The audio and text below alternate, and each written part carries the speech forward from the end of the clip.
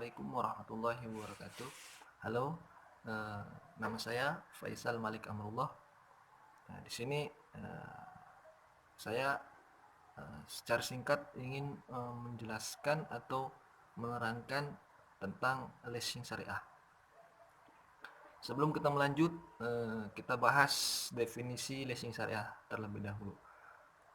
Leasing syariah merupakan suatu akad eh, suatu akad pemindahan hak guna atas barang atau jasa melalui pembiayaan upah sewa tanpa diikuti dengan pemindahan kepemilikan atas barang itu sendiri.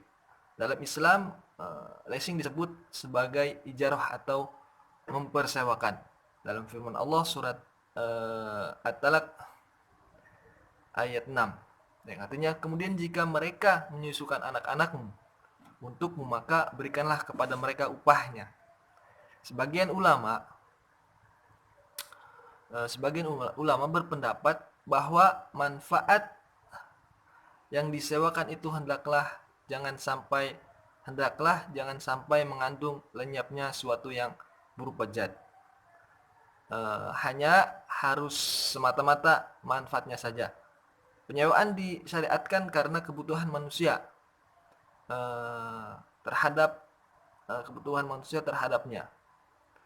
Mereka membutuhkan rumah untuk tempat tinggal, membutuhkan tanah untuk bercocok tanam, membutuhkan hewan untuk tunggangan, membutuhkan alat-alat untuk digunakan dalam kebutuhan hidup mereka. Itu definisi leasing syariah.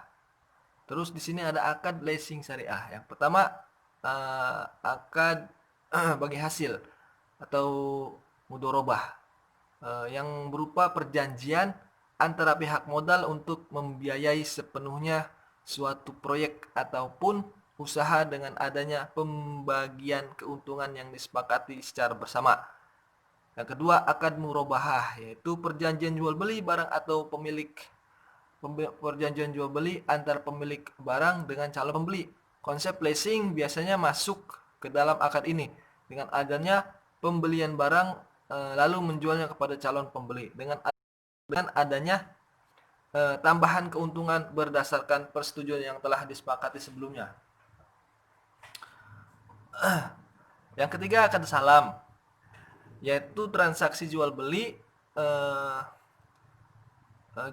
barang pesanan atau muslam fee antara pembeli muslam dengan penjual muslam ilaih dalam transaksi barang belum tersedia, sehingga barang yang menjadi objek transaksi tersebut diserahkan secara tangguh.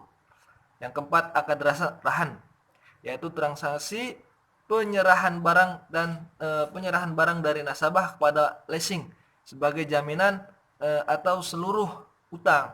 Dalam bahasa yang umum, tujuan dari akad rahan ini adalah untuk memberikan kembali jaminan pembiayaan kepada leasing dalam memberikan pembayaran. Dari berbagai akad tersebut terlihat bahwa konsep pembiayaan dengan basis bagi hasil merupakan konsep yang bisa diterapkan dalam leasing. Dalam hal ini, melalui supplier dapat memberikan dana ataupun modal dalam suatu barang tertentu. Di sini ada rukun dan syarat leasing syariah. Yang pertama, kedua orang yang berakad telah baligh dan berakal. Itu rukun dan syarat. Yang kedua, adanya kerelaan dari kedua belah pihak untuk melakukan akad. Yang ketiga, objek ijarah harus diketahui secara sempurna agar tidak ada perselisihan di kemudian hari, memiliki manfaat, tidak cacat dan halal menurut syara. Yang keempat, barang yang disewakan tidak terpaut utang. Yang kelima, objek leasing diserahkan dan dipergunakan secara langsung. Yang keenam, mengenai upah sewa harus jelas. Demikian pengertian secara singkat atau penjelasan secara singkat tentang leasing syariah. Wallahu muwaffiq ila aqwamit thoriq. Wassalamualaikum warahmatullahi wabarakatuh.